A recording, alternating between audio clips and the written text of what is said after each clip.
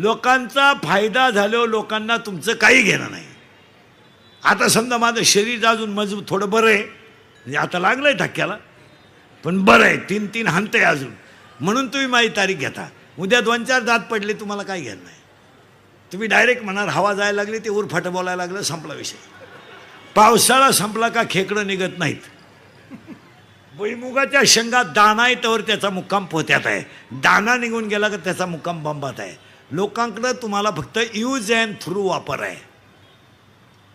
लोकांना काय घेणं, अहो घरच्यांना आपलं घेणं नाही. काही माणसं म्हणतात अहो मुक्कामाला थांबा ना, आमरस करतो. नाही हो, गेलं पाहिजे, गेलं पाहिजे हो.